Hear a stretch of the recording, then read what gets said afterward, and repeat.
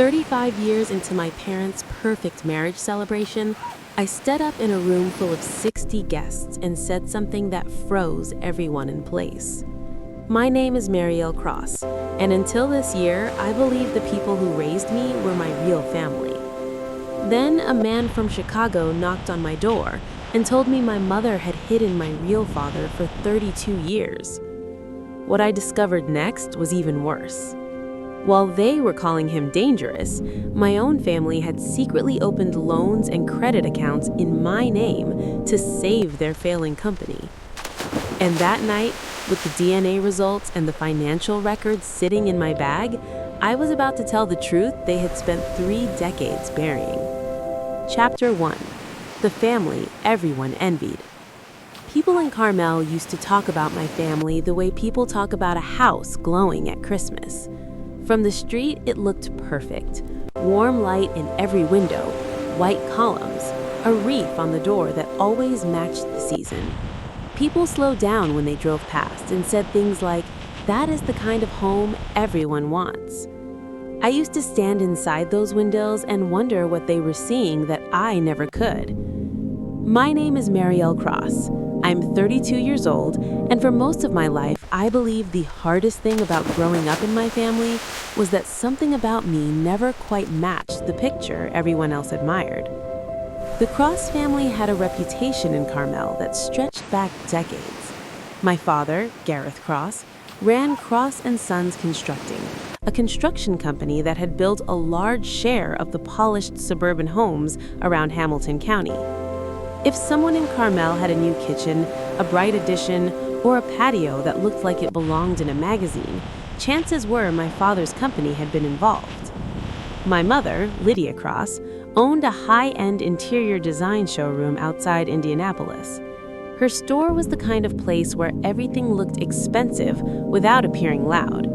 Pale wood floors, linen sofas, soft lighting, carefully arranged displays that made people feel like their homes could be transformed with the right choices.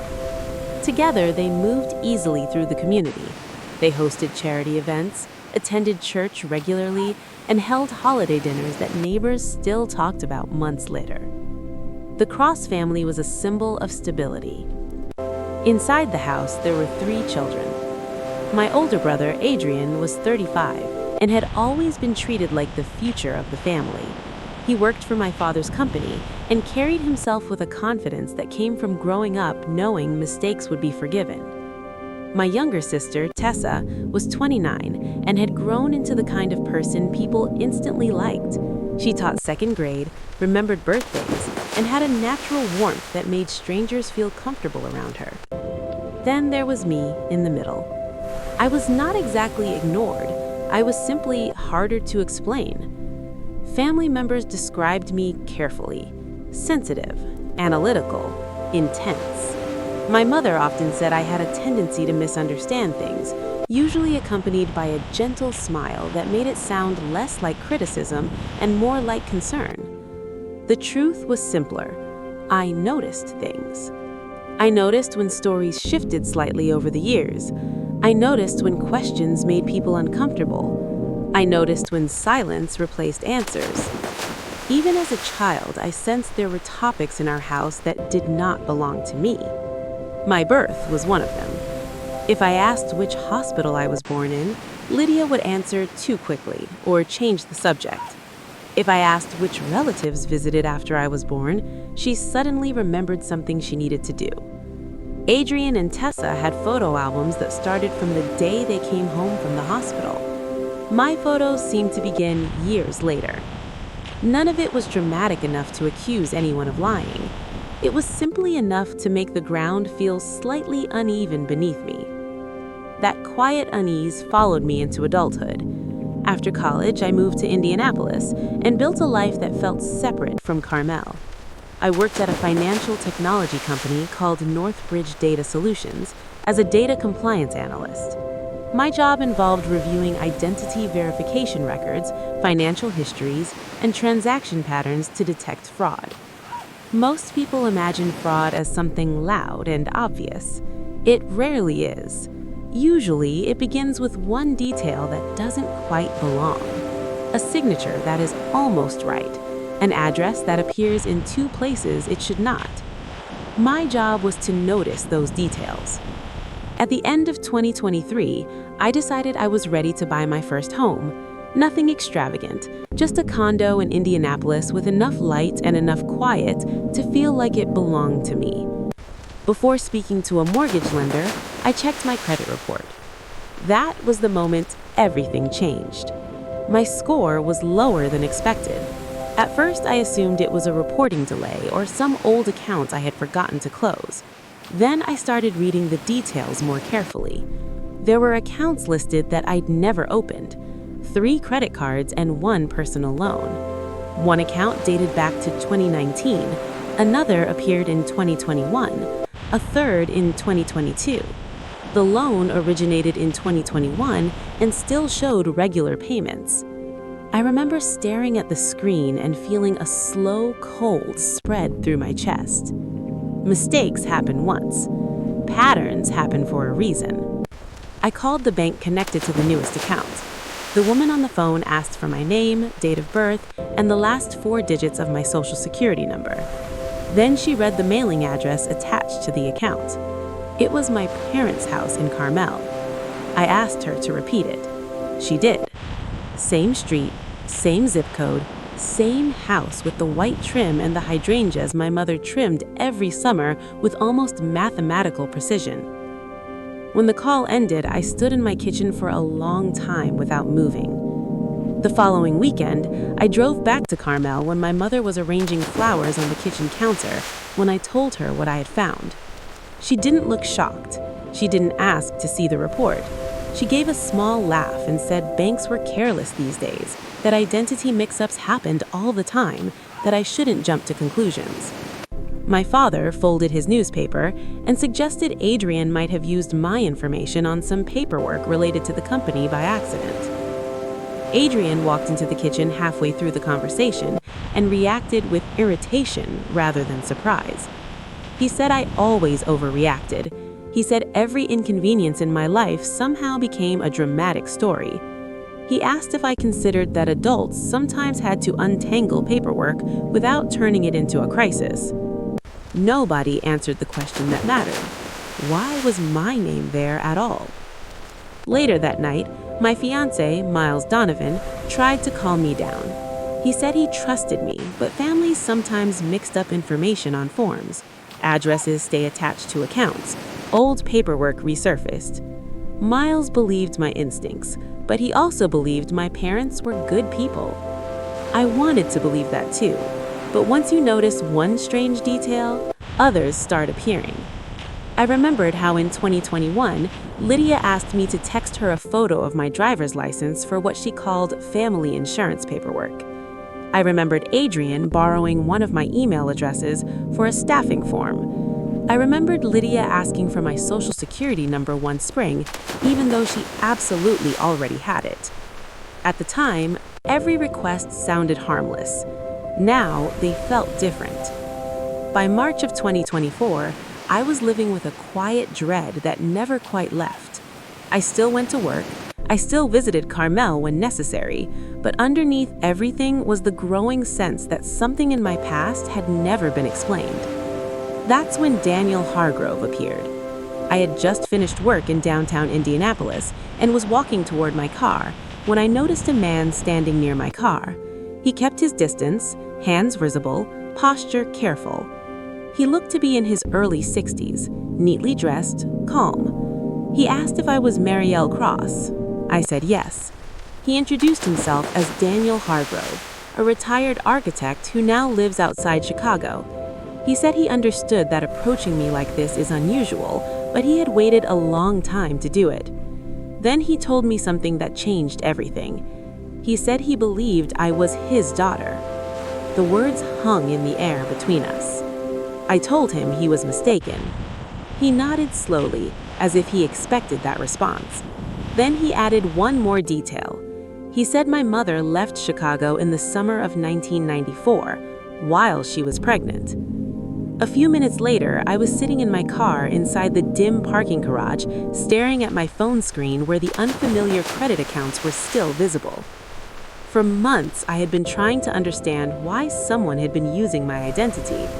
Now, another question had appeared beside it. The missing details about my birth, my mother's careful silences, the documents locked in her desk, and a stranger who seemed to know exactly when she left Chicago. For the first time in 32 years, I was no longer completely certain that the people who raised me were the ones who had the right to my name. Chapter 2: The First Fracture. That was what I told myself after the night in the parking garage. I was not avoiding Daniel Hargrove. I was not panicking. I was not standing on the edge of a truth that could tear my life apart. I was simply being careful. Careful sounded reasonable. Careful sounded like the kind of choice an adult makes when emotions are running too high. It was also a convenient lie. Because the truth was that once Daniel spoke those words, everything inside my family began to look different. I did not tell anyone about him at first, except Miles. Even then, I did not give him every detail. I told him a stranger had approached me and made a claim that sounded absurd. Miles listened carefully, the way he always did when he knew something mattered more than he understood yet. He asked if I believed the man. I said no, but I also said I could not stop thinking about it. Miles nodded slowly. He did not dismiss the possibility, but he also did not want to blow up my entire life over one conversation in a parking garage. Maybe he was wrong, he said. Maybe he was confused. Maybe there was a story behind it that had nothing to do with you. Maybe, I said. But the word maybe had already begun to crack something open. Over the next few months, I returned to Carmel more often than usual. I always had a simple reason. Sunday dinner, looking for paperwork related to my mortgage, helping Tessa organize some old school supplies she had stored in the basement. Every visit looked ordinary, but I was no longer visiting my family the same way. I was watching them. The first thing I checked was the photo cabinet in the den. My mother kept our family albums arranged by year, each one carefully labeled in her neat handwriting. Adrian had dozens of pictures from his first year of life. First bath, first Christmas, first birthday with frosting smeared across his cheeks, while my mother laughed somewhere just outside the frame. Tessa had even more. My photos were different. There were a few baby pictures tucked into an envelope behind one of the albums, but they looked random, almost accidental. Most of my photos began when I was already walking, already talking, already old enough to exist clearly in the family story.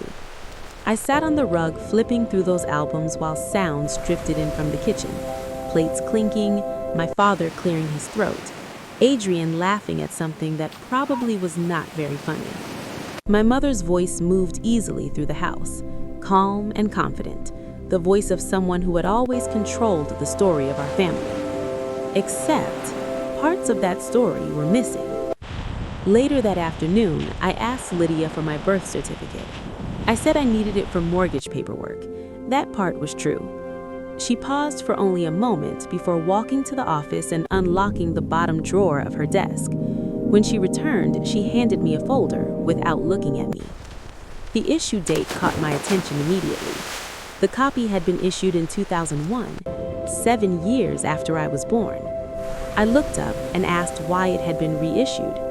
Lydia's reaction was too fast. Not confused, annoyed. Because papers get replaced, Marielle, she said. Things get lost. This is not a mystery. I said I was just asking. Her eyes hardened. No, she said quietly. You are digging. The room went still. Gareth tried to soften the moment the way he always did when Lydia was angry. He set his newspaper down and told me some things in families did not need to be pulled apart unless someone wanted to create unnecessary problems. That was what my father believed. Peace meant silence. That night, I drove back to Indianapolis with the reissued birth certificate on the passenger seat beside me. Miles listened as I explained everything. The missing baby photos, the strange reaction from my parents, the certificate. He leaned forward with his elbows on his knees and let out a long breath. He still did not believe Daniel's claim. I could see that clearly. but he also did not like how my family was responding. "It sounded defensive," he said. "It sounded guilty," I replied. "Those are not always the same thing," he said gently.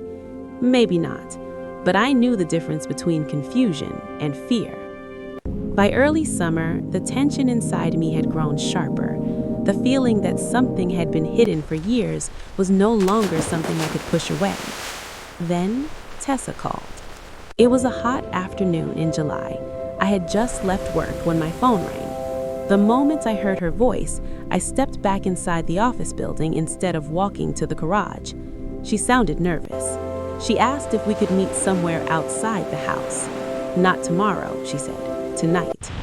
We met at a small coffee shop near downtown Carmel. It was the kind of quiet place my mother would never visit.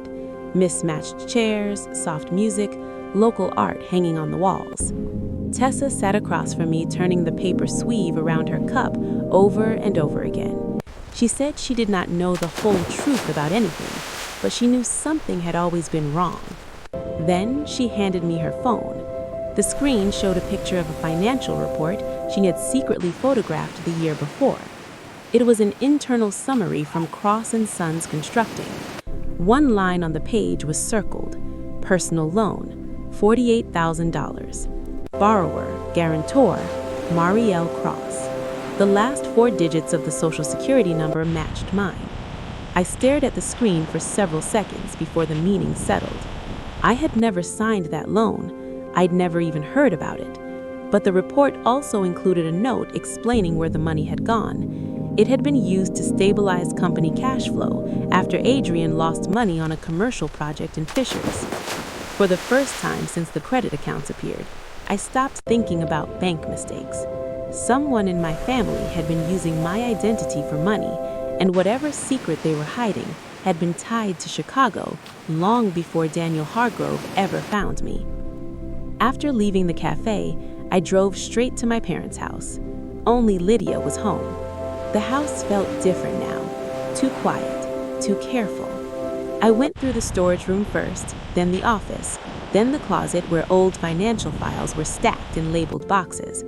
I never found the cream envelope, but I did find a letter folded between church donation records and warranty receipts. There was no name at the bottom, but one line stood out immediately. "I have waited long enough. If Lydia will not tell her the truth, I will do it myself." I had just finished reading the sentence when Lydia walked into the room. She crossed the floor quickly and snatched the letter from my hand. For a moment, the calm mask she wore every day disappeared. "What are you looking for in my house, Marielle?" I said, "Maybe the truth." Her face hardened. "There are doors that do not close once they are opened." That was not the voice of a woman misunderstood. That was the voice of someone afraid of what might come out. Later that night, I sat at the kitchen table in my apartment in Indianapolis with 3 things in front of me: the screenshot of the internal company report, the list of fraudulent credit accounts in my name, and the photograph I had taken of that letter before Lydia ripped it away. For the first time, none of it felt like coincidence. It felt like a pattern. I still did not have proof of where I came from, but I had something just as important: proof that someone in my family had been using my identity for money, and whatever secret they were hiding had been tied to Chicago long before Daniel Hargrove ever found me. Chapter 3. The Truth They Tried to Hide. I spent the rest of the summer pretending nothing had changed. From the outside, my life looked normal. I went to work every morning at Northbridge Data Solutions. I answered emails. I sat through compliance meetings and reviewed merchant verification reports that had nothing to do with my own life. Inside my head, everything had already shifted. Once you see a pattern, you cannot unsee it. That was the first rule of compliance work, and it turned out to be just as true for families as it was for financial systems. I did not rush to call Daniel Hargrove. That surprised even me. Months earlier, I might have demanded answers immediately. Now I understood something different.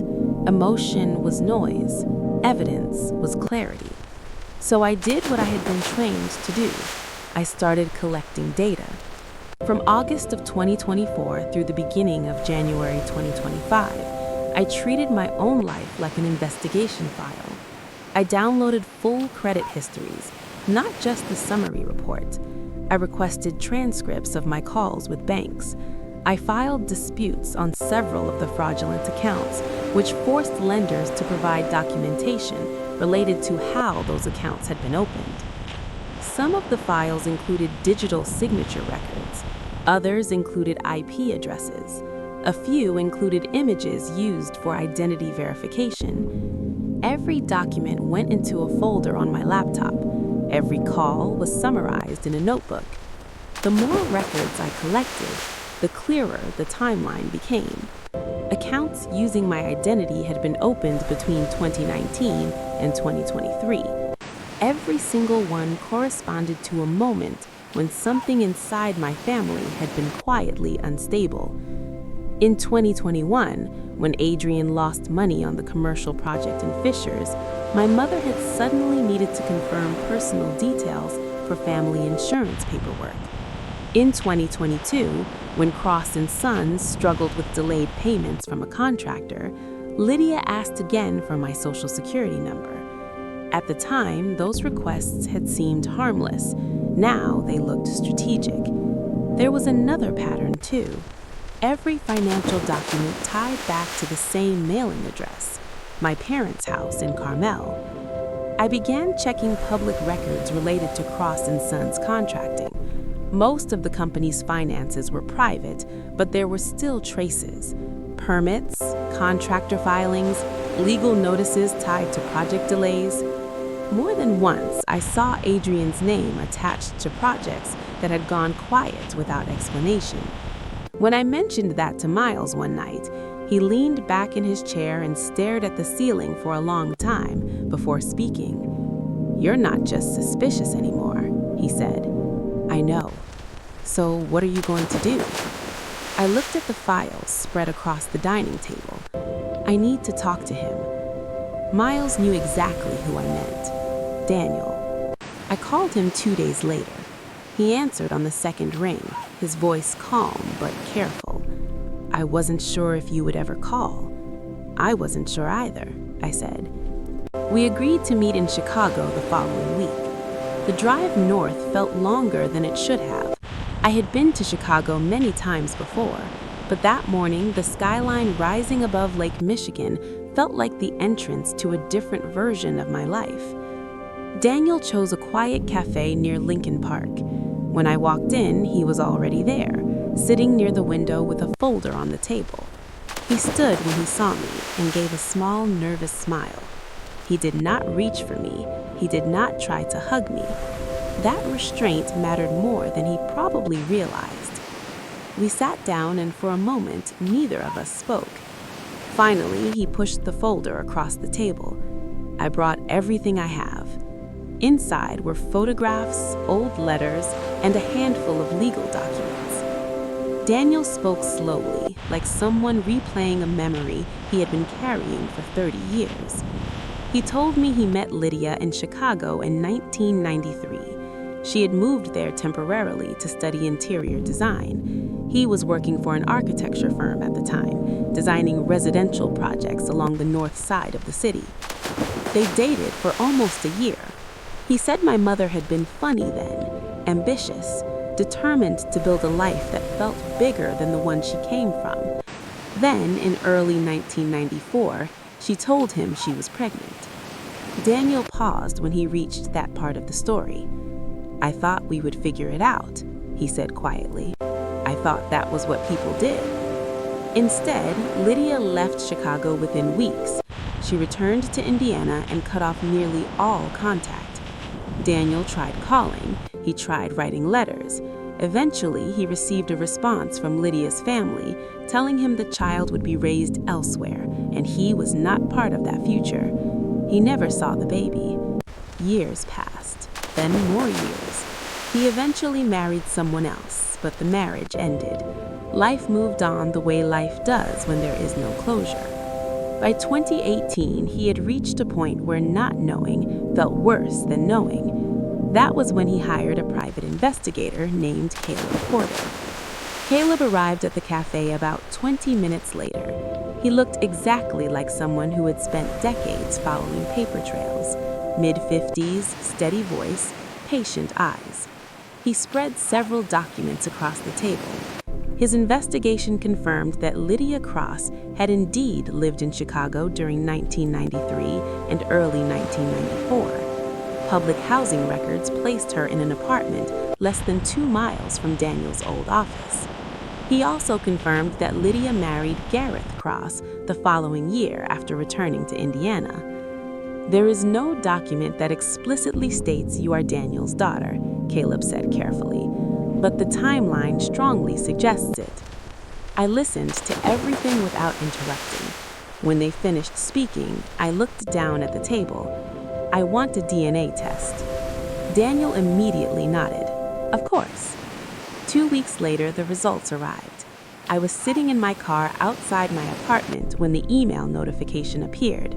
My hands were steady when I opened the file.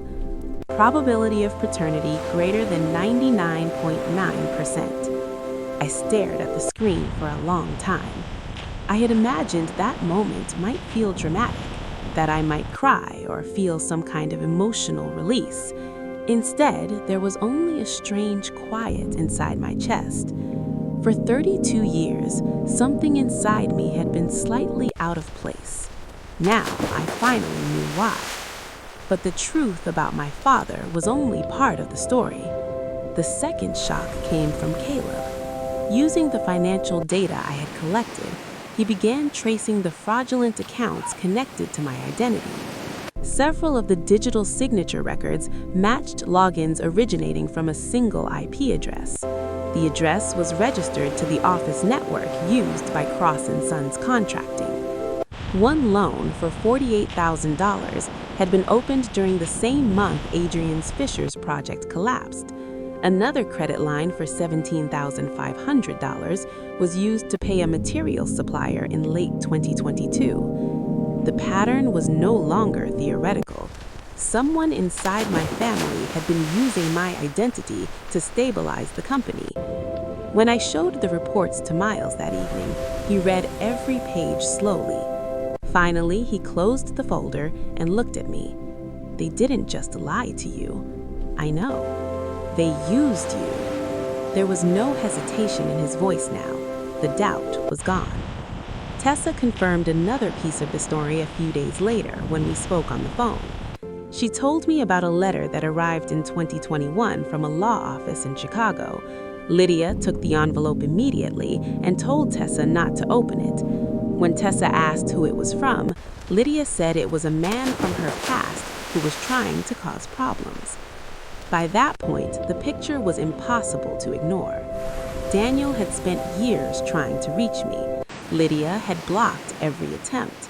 And during those same years, my family had quietly used my identity whenever they needed money. One winter afternoon in January 2025, I sat in my car with 2 documents in my hands. The printed DNA results rested on the passenger seat. On my phone was Caleb's report detailing every fraudulent account connected to my name. 2 truths had arrived at the same time. The man who raised me was not my biological father, and the family that raised me had been using my ignorance for their own survival. I looked through the windshield at the frozen parking lot outside my building. For months, I had been searching for answers. Now, I had them. The only question left was what I was going to do with the truth. Chapter 4: Preparing the Truth. I stopped thinking about it as a family problem. Family was a word people used when they wanted forgiveness to arrive before accountability. What I was looking at no longer belonged in that category. By the second week of January 2025, the shop had settled into something colder and clearer. Daniel Hargrove was my biological father. The people who raised me had used my identity to protect themselves. Once those truths stopped feeling like accusations and started feeling like facts, the next step became obvious. I needed structure. 3 days later, I sat across from Elena Ruiz in her office in Indianapolis. Her firm specialized in identity fraud and financial disputes, the kind that often began inside families and only surfaced years later when someone finally refused to stay quiet. She listened while I explained everything: the DNA test, the credit accounts opened in my name, the loans connected to Cross & Sons, the strange moments over the years when Lydia had asked for copies of my personal documents. When I finished, Elena spent nearly 20 minutes reading through the files I had brought. The room was so quiet that the sound of paper shifting across the table felt loud. Finally, she looked up. "What do you want out of this?" "I want the truth on record." She nodded once. "Then you start with documentation. Emotion comes later." She reorganized everything in front of me. First category was identity. DNA confirmation, the timeline between Lydia and Daniel, the letters connected to Chicago, the birth certificate that had been reissued years after my birth. Second category was fraud. Credit cards, loans, digital signatures, the $48,000 loan tied to Adrian's failed project.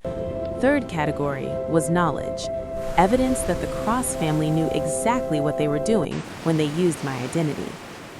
Elena tapped the stack of papers lightly. "If this ever goes public, nobody gets to say this was confusion." The investigation deepened from there. Caleb kept digging into the financial records. A few days later, he sent something that made my chest tighten the moment I saw it. One of the loan applications from 2021 required identity verification using a photograph of a driver's license. My driver's license. The timestamp on the image matched the exact month Lydia had asked me to send her a photo of my license for what she called family insurance paperwork. I sat at my desk staring at the two images side by side. It was deliberate. Someone had planned it. Before I had time to fully process that, Lydia called. She asked me to meet her at the furniture showroom after closing. Her voice sounded calm, but I recognized the tension underneath it. The showroom looked surreal at night. Lamps glowed across polished tables and perfect couches that no one actually lived on. Lydia stood near the center of the room, waiting. She did not greet me. "You need to stop." Her voice was steady, controlled. "Stop what?" I asked. "This investigation, talking to strangers, digging through things that happened decades ago." I asked one question. "Has Daniel contacted you?" Something flickered in her eyes before she answered. "Daniel is someone from my past." "And the loans in my name?" Her expression hardened.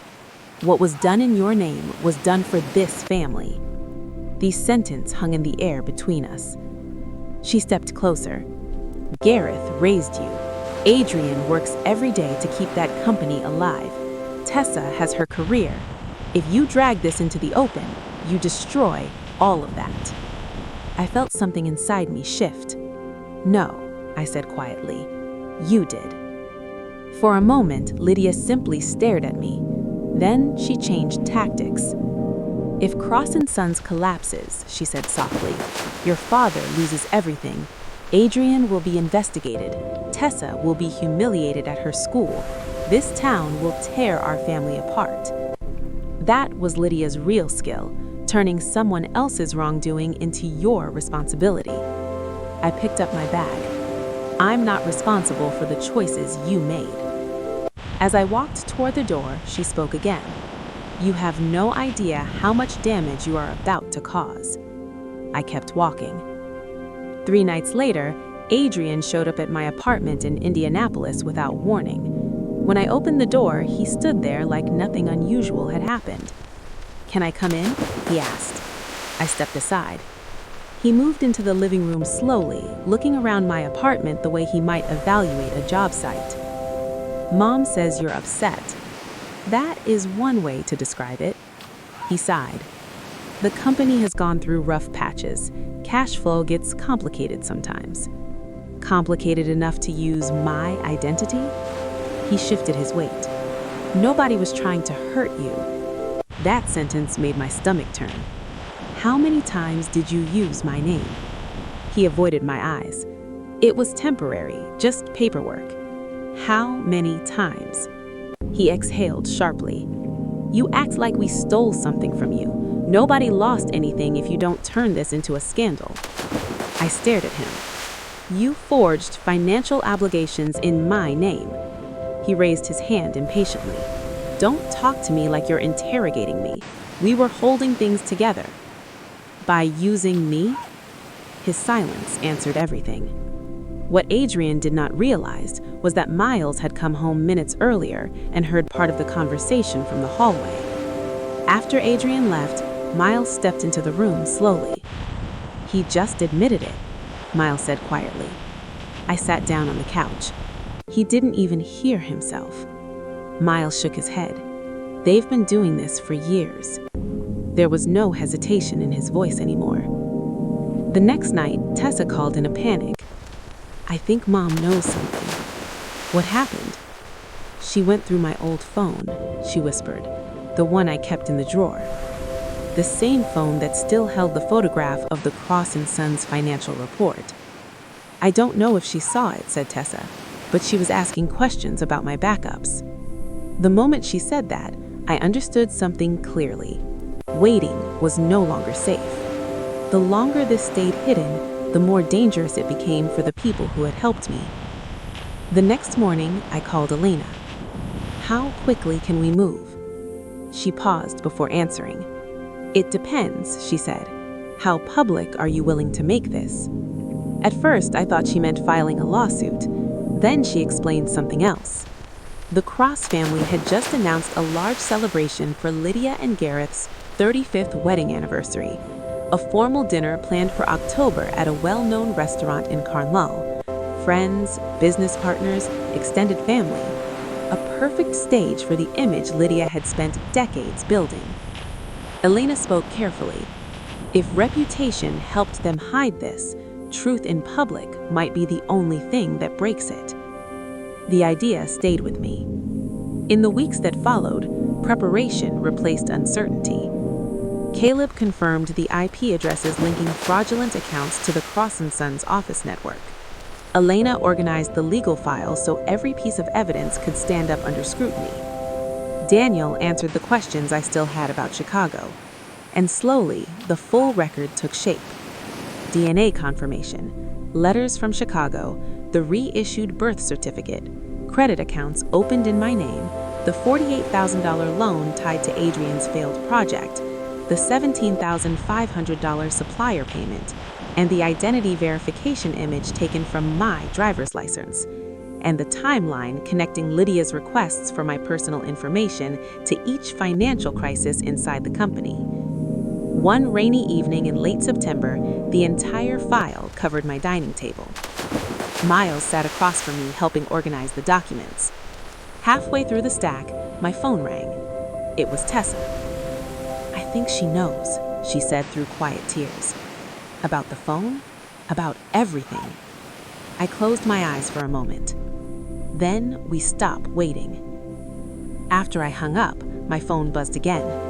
A message from Caleb. Network confirmation locked. Cross & Sons office login. A minute later, Elena called. The file is strong, she said. Strong enough that nobody can dismiss this anymore. I looked down at the evidence covering my table. For months, I had been chasing answers. Now something had changed. For the first time since Daniel knocked on my door, I was no longer trying to find the truth. I was preparing to reveal it. Chapter 5. When everything was finally said. The night arrived sooner than I expected. By October, the air in Carmel had turned cool and sharp. The kind of fall evening where people linger outside restaurants just long enough to feel the change of season before stepping into warm light. The anniversary dinner for Lydia and Gareth Cross was held at one of the largest private dining halls in town, a place my mother had probably reserved months in advance. Everything inside looked exactly the way she liked it. Soft amber lighting, white roses on every table, champagne-colored linens perfectly pressed.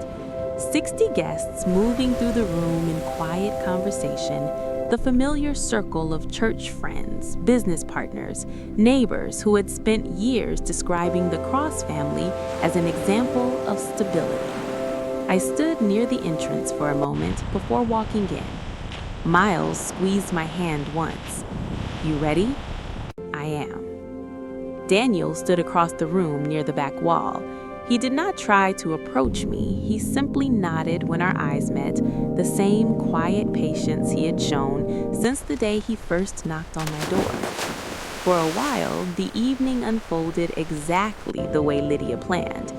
Gareth welcomed everyone with a toast about 35 years of marriage.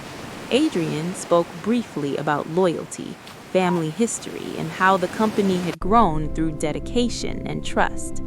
Several guests laughed politely and lifted their glasses. Then Lydia stood. She looked radiant in a pale gold dress, perfectly composed, every movement graceful. When she spoke, her voice carried easily across the room. She thanked the guests for sharing the evening. She talked about perseverance, about family values, about how love and honesty had carried her and Gareth through every challenge. It was the last word that made me stand. Honesty. I walked slowly toward the front of the room. A few people noticed and turned their heads, curious but not yet suspicious. "Lydia," I said calmly, "may I say something?" She hesitated for half a second, just long enough for me to see the first crack in her control. "Of course," she said. I took the microphone, but I did not rush. "I only need a few minutes," I said, "because there are some things about this family that have not been honest." The room grew quiet. I started with the truth no one expected.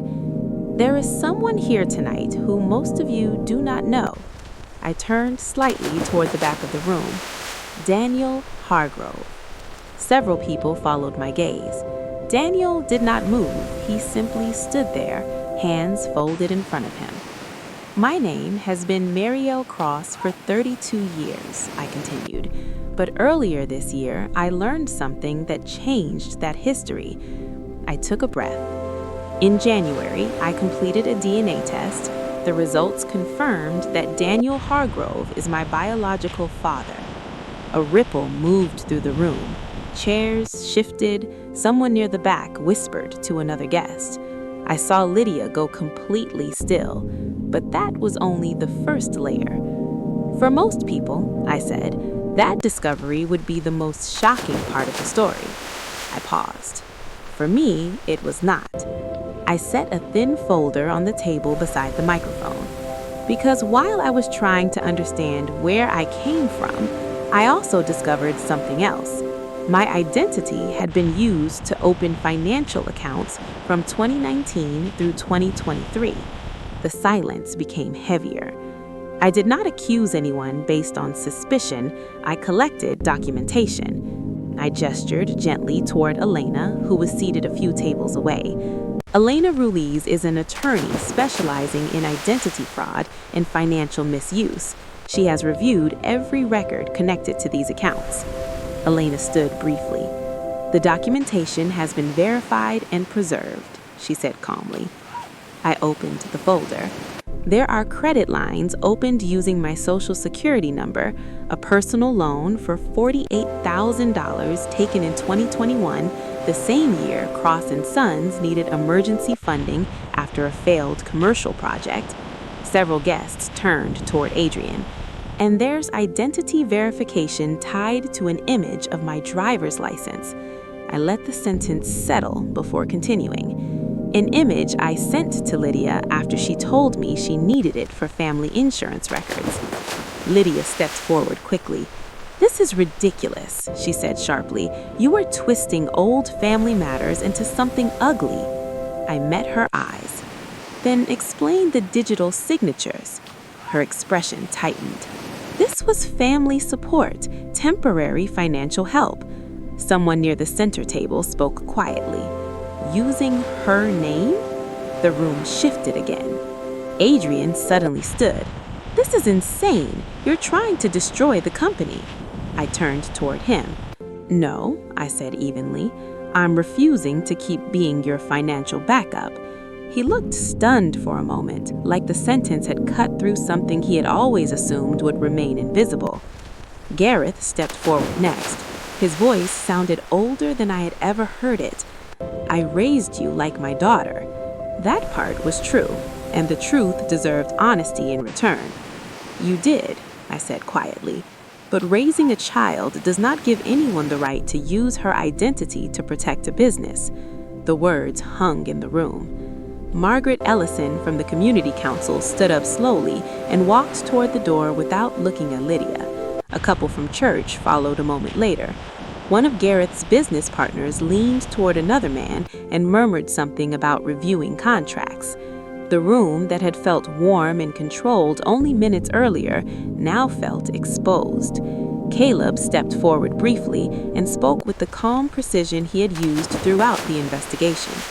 "The digital records connect several account logins to the Cross & Sons office network. That confirmation is documented." He sat down again. Elena spoke once more. "Civil filings related to identity fraud and financial misuse are scheduled to be submitted next week. Financial institutions involved have been notified to preserve evidence." The legal wheel had begun to turn. Adrian looked like he might argue again, but Lydia touched his arm and he stopped. For the first time that night, she looked uncertain. Tessa rose quietly from her chair. She walked across the room and stopped beside me. That small movement carried more weight than anything else that had been said. Daniel remained where he was. He never stepped forward, never tried to claim a role in the scene. His presence alone said enough. The dinner ended in fragments after that. Conversations broke apart into low voices. Some guests left quickly. Others lingered with the cautious expressions people wear when they realize a story they believed for years had suddenly changed. Nothing dramatic happened that night. No police walked through the doors. No shouting match exploded across the room. Real consequences rarely arrive that way. They arrive slowly. In the months that followed, Cross & Sons underwent a financial review. Several accounts opened in my name were frozen while investigators examined them. Adrian stepped away from the company's daily operations. Lydia disappeared from nearly every community event she once hosted. Gareth called me once late in December. "I should have said something years ago," he told me quietly. I did not forgive him that night, but for the first time, he sounded like a man who understood what silence had cost. Life moved forward in smaller ways. I kept working at Northbridge in Indianapolis. My credit report eventually returned to something clean and quiet, free of accounts I never opened. Daniel and I began meeting occasionally in Chicago, not to rebuild 30 years overnight, but to learn who we actually were without anyone else's version of the story shaping it. Tessa started building a life that no longer revolved around Lydia's expectations. Miles and I postponed our wedding, not because we doubted each other, but because I needed time to stand fully inside my own life before stepping into another family. One evening, early the next spring, I sat alone in my apartment with my laptop open in front of me. My credit report filled the screen. Every line belonged to me. No unfamiliar accounts, no loans tied to someone else's decisions, just my name. Justice had not returned my childhood. It had not erased 30 years of confusion, but it did something just as important. It ended the lie. And if you've ever had to choose between protecting a family secret and telling the truth about your own life, I would love to hear what you would have done. Leave your thoughts in the comments, and if stories about truth, karma, and people finally refusing to stay silent matter to you, make sure you follow the channel so you don't miss the next one.